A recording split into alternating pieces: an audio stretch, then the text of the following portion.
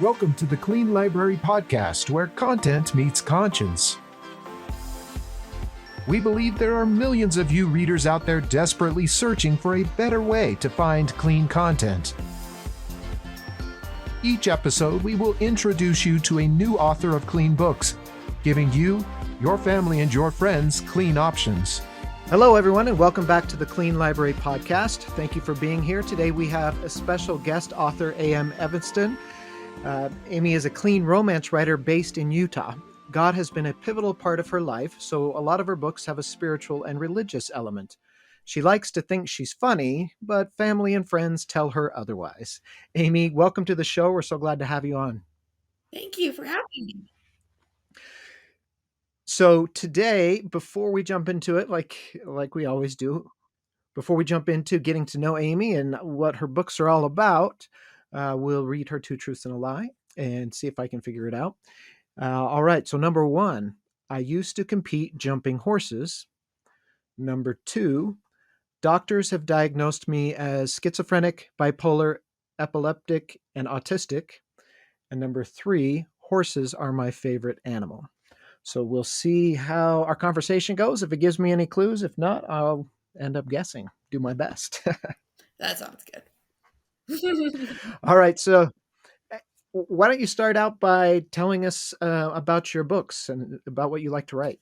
Right now I'm really focusing on writing angel love stories. Just really clean angel love stories. My book Heavenly is probably my most popular one, and it's about a girl who falls in love with her guardian angel, and it's all clean. It's all clean, and it's just I could write really tragic, sad things, but I just figure, life's sad enough. So why not, have something cheer you up? So I try to cheer people up with my work. Yeah. So how did you come up with the idea of angels and using angels in the love story? I kind of just get stuff pop in. Like it just pops in my head. And like when I'm writing, it's just like a television screen comes on. I'm just writing what I'm like describing what I see in my head because it looks like what's on television. So Yeah. And that's actually very interesting because there are people who can visually who think visually like that, and other people who don't at all, and it's hard if you're one way or the other, it's hard to understand oh, interesting. how, you know, um I because I'm the same way. I see things when I'm thinking. I actually see things. I hear things in my head, and then one day I found out that not everyone does that. Oh, It was kind of blew my mind. yeah, I didn't know that either. And apparently, there are people who, instead of seeing pictures, just see the words instead. But anyway, that I thought that was interesting. So, when you was there a point where you decided, hey, I want to keep these clean, or was it just kind of a natural thing for you? It was kind of a natural thing for me because I'm a Catholic and I just wanted to like stay true to myself. Um, Mm-hmm. so basically, there's not really too much to, I just like I'm a pretty diehard Catholic, so Yeah, and we're pretty active. So yeah, and I think that's awesome and important when you're creating art, whether writing or painting or whatever it is, to stay true to yourself instead of writing what you think other people want. yeah, Um, so how do you find your readers then? How do you find your audience? that's a good one. Actually, so recently I've been writing stories and then putting them up on on Amazon. You can make them free for a week. So I make my books Yeah, free for a week, and then they're just 99 cents after. So it's just like really cheap, and people usually come back to it. But I need to get better at like as you notice, I don't have any Facebook, I don't have any Twitter. I need to get better with that, like at a website. But yeah. Well, and it's that. That's a challenge for me. I mean, I've done it, but it's hard because it takes time away from doing what you want to do, which Yeah, is the writing. exactly. It's like, so have you found by doing that, offering the free promotions, that you're able to get readers that way? Yeah, for the most part. It's taken a while though. Like Heavenly, like it took like I think it has like 254 on it. It took like Hmm. it took 3 years to get there. So it's not like and it's just repeated, repeated, repeated, and then just do it free, do it free, do it free. So Right. I don't know, like I don't make much money doing it, but Yeah. Well, and I think I mean, that's pretty standard for any new author, yeah. especially in indie published author, that it takes time to build that readership, to build your audience and or your tribe or whatever you want to call it. Yeah. People have to be able to find you, and that's a challenge. Like, have you do you do print books, or you just stick with the ebooks on Amazon, and that's where you focus? And that's interesting you asked that because I actually made a decision about this morning. So I've actually been writing novellas, and Hmm. those are short, and they're too short for like a print book. But I decided going to put them all together and do a print book. So yes, there will be a print book probably by the summer. Cool. And then, any plans, or have you thought about going to fairs, or like local events to sell? Or I don't know, some people that's their thing, other people it's not. So I definitely will try. I will try. It really depends on like how my mental state is. I'm not gonna lie. I'm a sure. schizophrenic. Hmm. So I'm not 100% like great with crowds. So Yeah. I kind of have to be careful. Yeah. Well, yeah, that makes total sense. And if it's not something that you enjoy or are comfortable with, I don't, it's not going to be very effective if people can see that you're uncomfortable selling. You know what I mean? Yeah. Yeah. And it's for me. I've done some of them, and I've tried to do it, and I find them exhausting. Even if it's just you're just kind of sitting there at your table for a couple hours, that the social engagement interaction over that time is it's pretty tiring to me. It's not my favorite thing either, but um, other people, I'll do events with other authors, and they're just talking to everybody. Everyone who walks by, they strike up a conversation, and they're energized by it, and that's not me. I am the same way. I got my first book published when I was 16, and schizophrenia doesn't hit till you're like 25 or like Yeah. 25 to 30 ish. So I was actually pretty normal. And then like I had book signings and such when I graduated high school, and like nobody, because I was a new author, nobody came, so you're just awkwardly there like, do I make eye contact? Do I not make eye Right. contact? It's like, Right. what do you do? Yeah. So that's cool. You started that young. So what got you into it? Why did you like when did you decide this is what you wanted to do? I've pretty much been writing my whole life, but the main thing that got me started is I actually was writing really popular fan fiction, and my sister read it, and she was like, "Hey, this is as good as a book," and I was like, "Hey, why not try a book?" So I wrote a book, and the rest is history. So I Yeah. wasn't very good. So, well, you get better and better as you Yeah. go. Practice makes perfect and all that. Did With how you visualize your stories, do you end up writing out an outline before you do the whole book, or is it almost like you're typing live what you're seeing in your head? Oh yeah, I do. In fact, I did one today because yesterday I finished a manuscript. So today, I did an outline. So I have to have like it's very basic outline. So like Hmm. and if I stray from it, I'm not gonna freak out about it. But I like to have a Right. because if you I like to throw in hints and things. Yeah. So So you got to be able to keep track of them as you're writing to make sure you're not giving the things away that you shouldn't be and all that. yeah, exactly. Yeah. Yeah. Yeah. Uh, I just finished a manuscript as well. And as I went back and did my read through before I sent it to my editor, I realized there was a kind of a storyline that I had just left dangling. I'd introduced this kind of minor character and then went a different direction and totally forgot about him. So I had to go back and add in that storyline and tie it up and finish it. Otherwise, I'd get some angry readers, you know.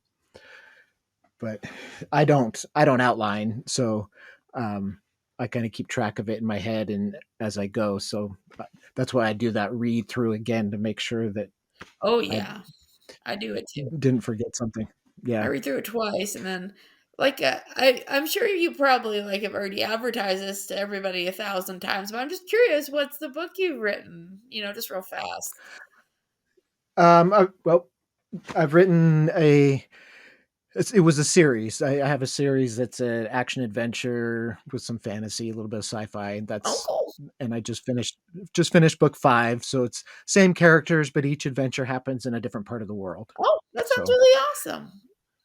yeah, so it was fun. It was difficult to book 5 is the final book of the series, so it was tough to wrap it up and finish the story in a way that was happy yet fulfilling and answered the questions and all that stuff. My So question is, did it you was cry?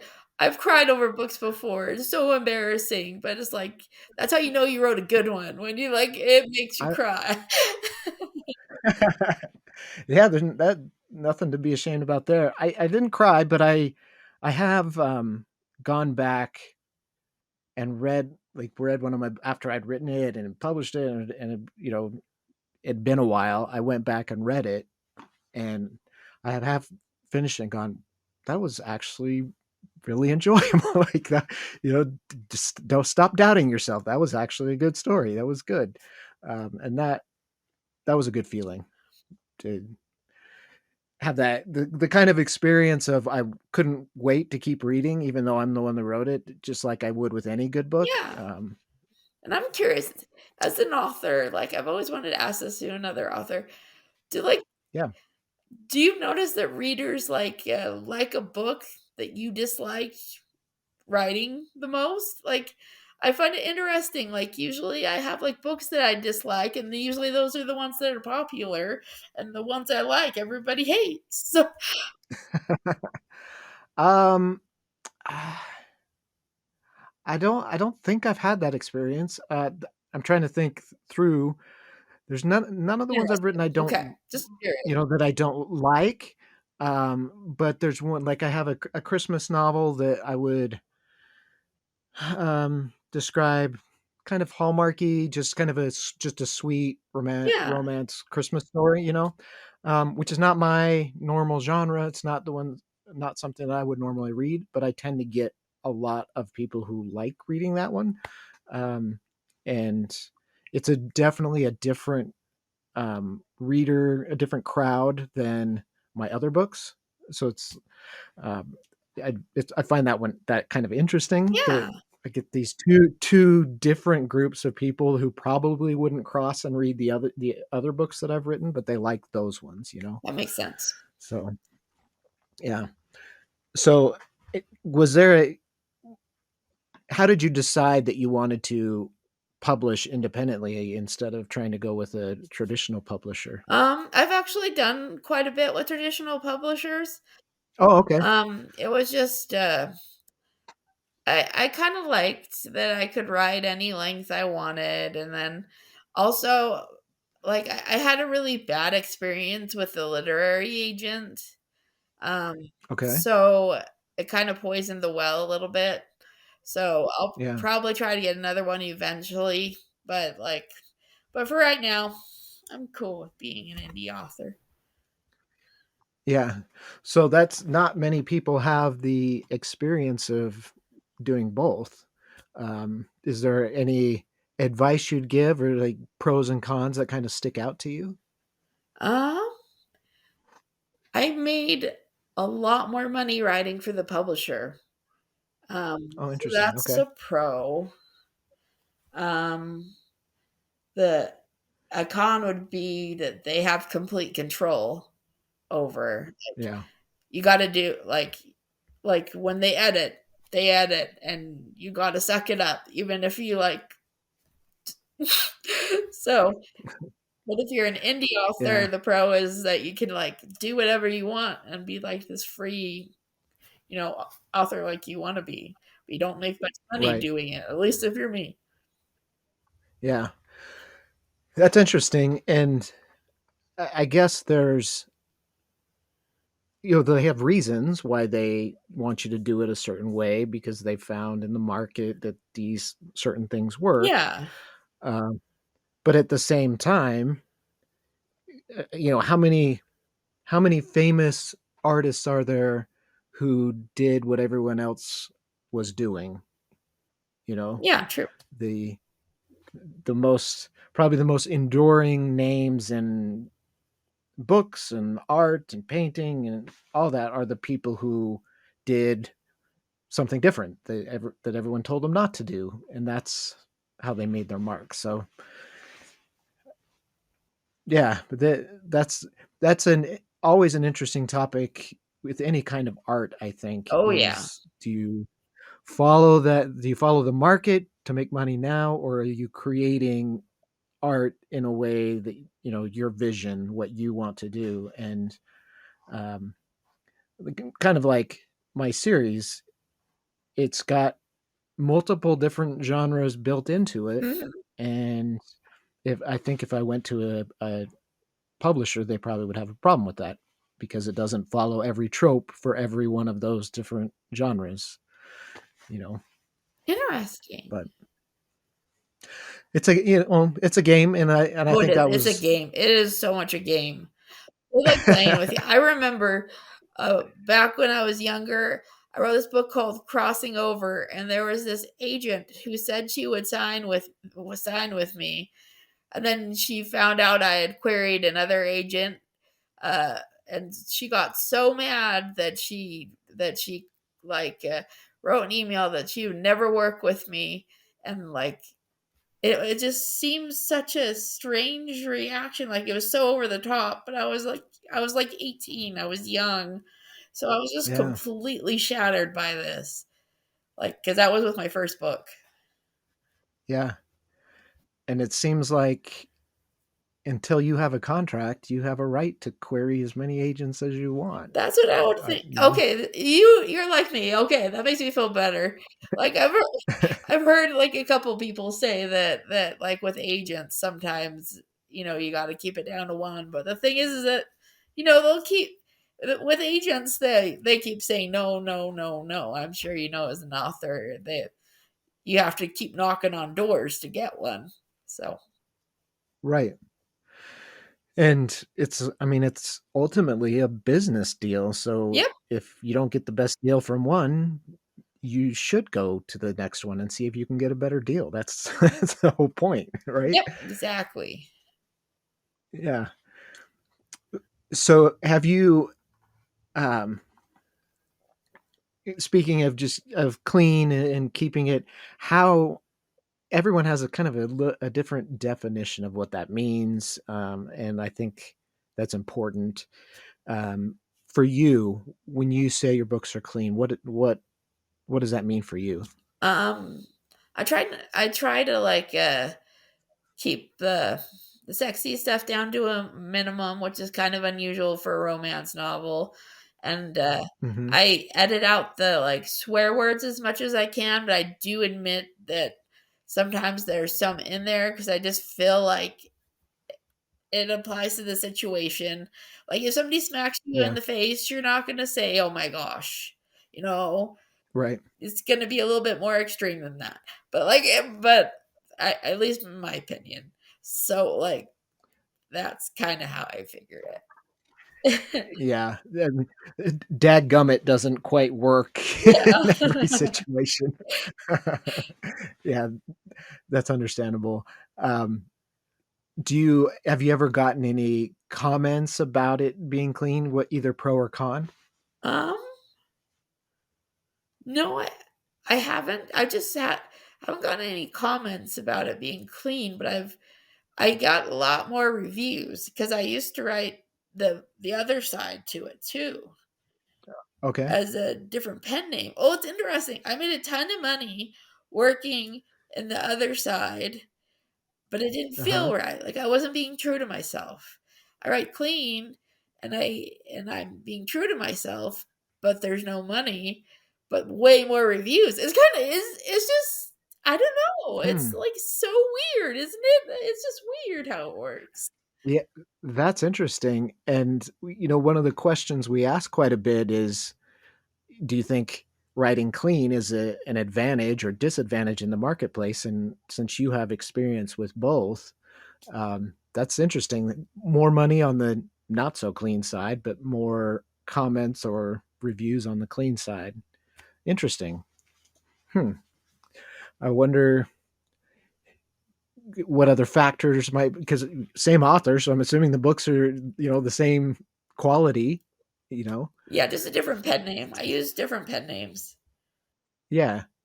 Yeah, and that's smart too, because you don't, if you have someone who's reading your clean stuff No. and that's what they want, you don't want them getting one of your earlier books and being shocked by it, right? Oh yeah. That would be problematic. So I haven't read one of I think those that's in a long time. So just putting that out there. Good Catholic yeah. girl. And so does that is it easier for you now that you feel like you're being more true to yourself? Is it easier for you to sit down and write? I think it's easier to write, and I think the thing that I love the most is I'm actually able when I was writing on the other side, I kind of hid it from people, but like Uh-huh. now that I'm able to actually be like, "Oh, here's my book." And it's kind of fun to have it as like a conversation starter. So, like, just on Facebook or whatever, like I have my regular Facebook under Stephanie and Mhm. I'll post like pictures of my book when something cool happens. So like I can do that now, and I don't have to be Right. afraid, that somebody's gonna be mad at me. So Yeah. Yeah, and I mean, you can brag about the work you're doing to your friends and family and people who know you. yeah, I was that reminds me when I was in high school, our English teacher apparently was writing spicy romance under a pen that's name, funny. and she didn't tell anyone because she was teaching high school kids, and someone found one of the students Oh found one no. of her books in a bookstore, and she had her picture on the back as the author and brought it in, and it caused a major uproar in the school that she was writing these books under a different name. And Oh, um, that's funny. Oh, okay yeah, though. so Hope she's okay. I hope nothing happened to her. yeah, she as far as I know, she kept her job and was there was no problem. But um, high school kids can be Oh yeah, pretty they can mean. be. Oh, you have Yeah, no yeah, I mean, of course you have an idea. All of a sudden you have no idea. Of course you have an idea. yeah. So I did feel bad for her that way, because the kids were pretty ruthless there for a little bit when it first kind of all came out. I mean, and this was pre-internet, so it wasn't like it got blasted on social media or anything. So it just stayed within the school, but I'm sure it was a tough few weeks for her at least. Oh, yeah. Yeah, like, Yeah. I had an English teacher that was against circumcision, and she had a circumcision, bumper sticker, and the whole school, like, freaked out on her when she put the bumper sticker on, so I know exactly how high schoolers act. It's like, why do you even care? Like, so she believes in this. You know, it's not affecting you. So what's anyway? Yeah. Well, it's hard to imagine that your teachers have a life outside of school sometimes, I guess. Yeah, true. Very. So, have you ever had any of your books made into audiobooks? I have not, but I have had it made into movies. Well, actually, Oh, I kinda did it really? in reverse.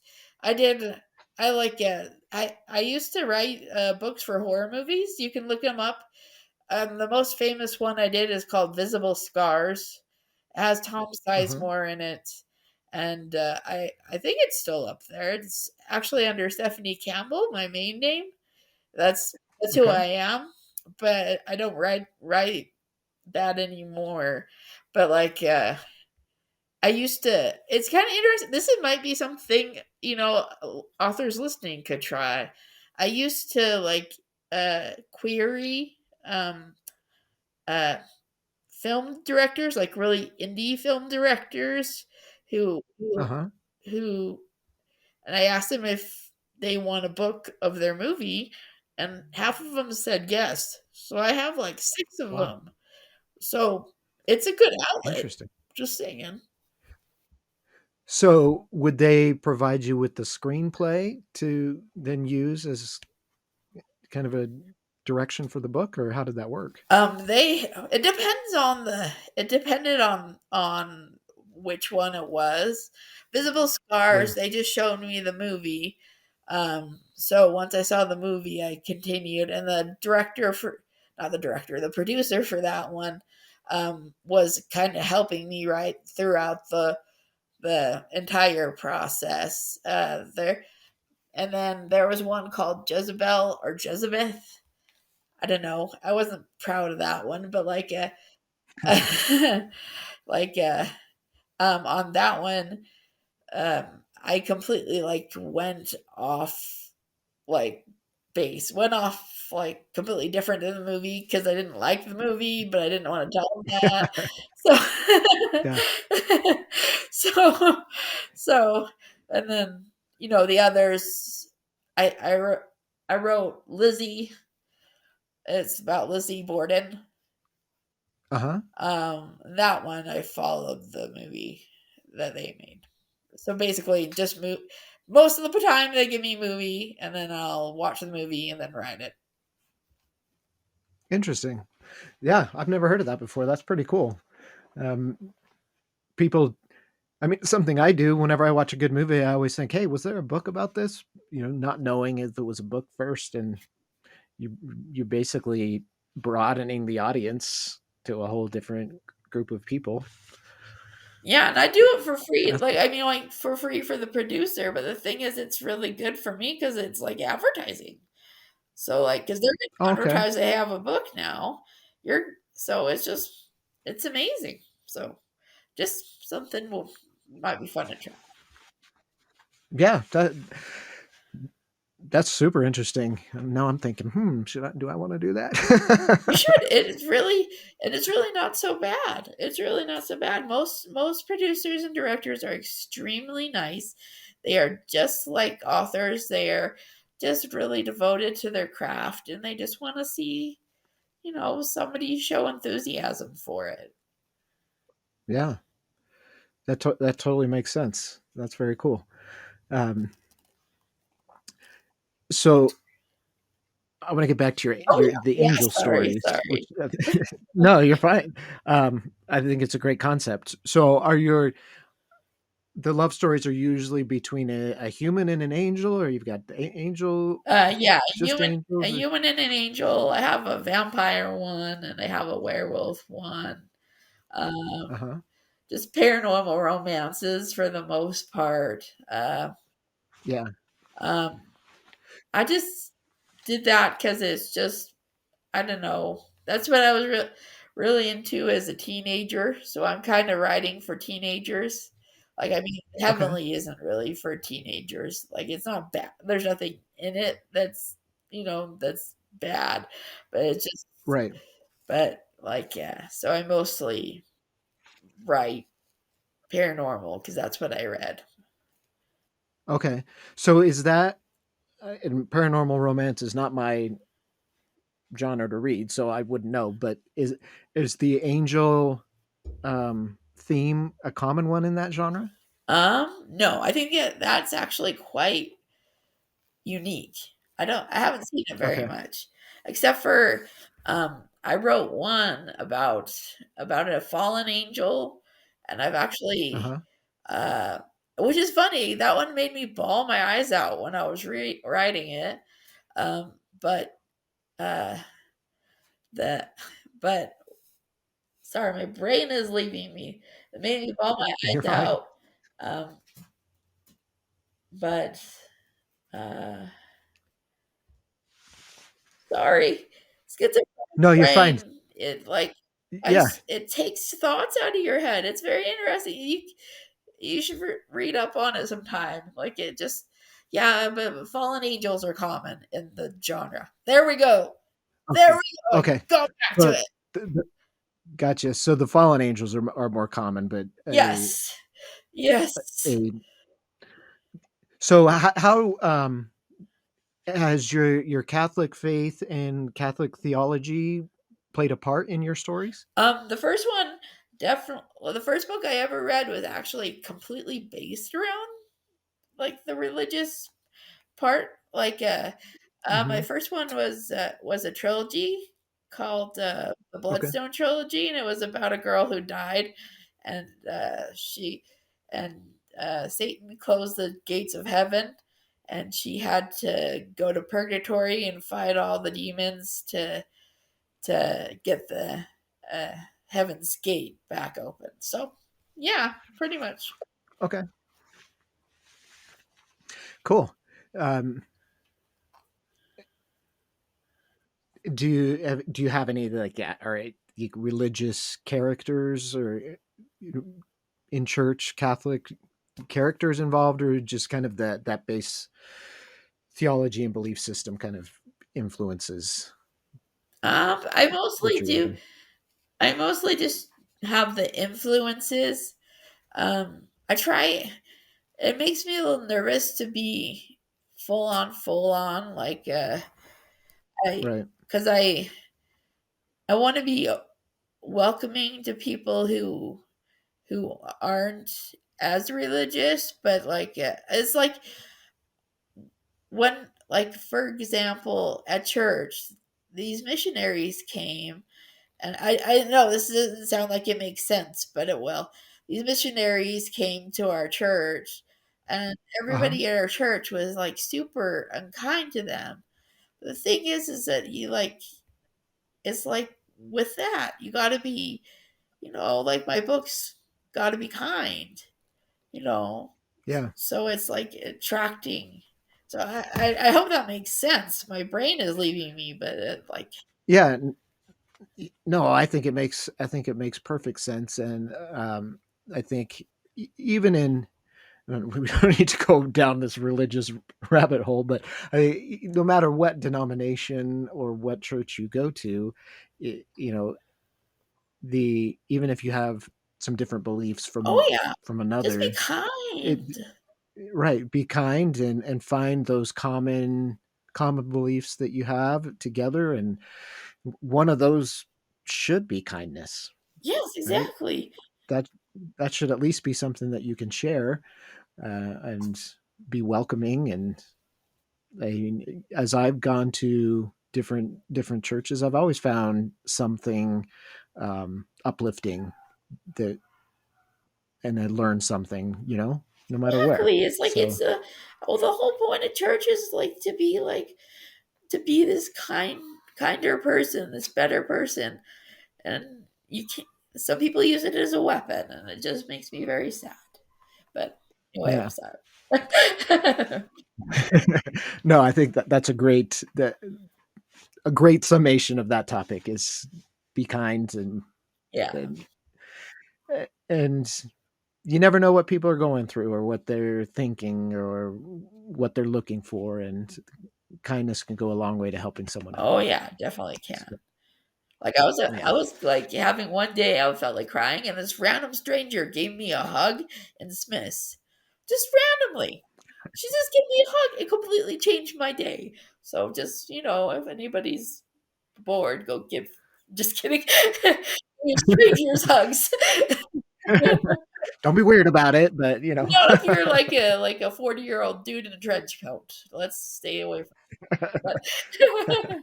but even that guy can say something nice Yeah, or yeah. smile, something kind still. Yeah. So if since you started writing very young, if you could go back and give yourself advice, from what you know now, what would you tell your younger self? I need. It's not like you shouldn't publish your first book. Like my editing was so bad.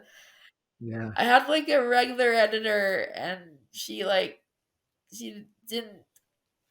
Well, she did okay, but it just still Hmm. wasn't up to par, and it just had so many mistakes in it. Like the trilogy shouldn't have been published. Like I self-published it through Outskirts Press. It was a vanity Hmm. publisher because back then I didn't know about Kindle Direct Publishing or uh, or indie traditional publishers. So Yeah. yeah, so I would just tell people to Yeah. wait till you get something good, then And sometimes, you may years later go back to that original work and you can fix it if you really like the story and want to do something with it, but allow yourself to write the book and be okay with the fact that it's not going to be the best. It's not going to be great because it's your first. yeah, exactly. And just if you're learning to play the violin, your first recital is not going to be good, and that's okay. Yeah, especially when you're 16 and you've only written fan fiction up till now. Hmm.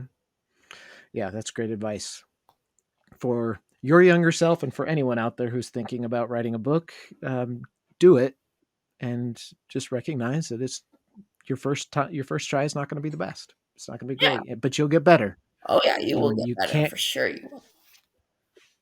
get better unless you do it. Oh Is yeah, the I important think thing. I think what the quote is that you can't edit a blank page. I don't remember who said it, but you can't edit a blank page. It's Very stuck. true. Yeah, get some words on that page and start writing. Yeah. All right. Well, this has been a lot of fun, but we're about out of time.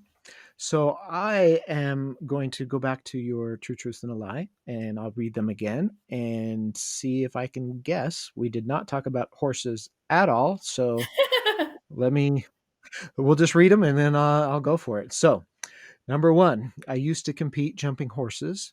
Number two, doctors have diagnosed me as schizophrenic, bipolar, epileptic, and autistic. And number three, horses are my favorite animal. Okay.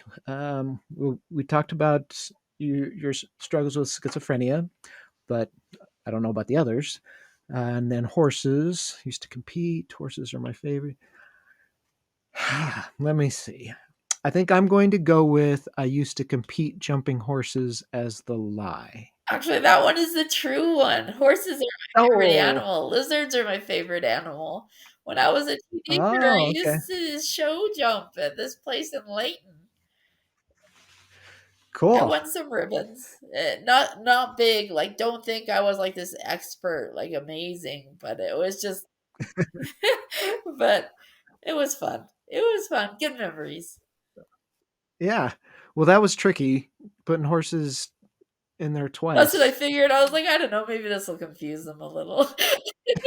Well, it worked. All right. Well, at least because Brock's not here with us, I don't fall behind.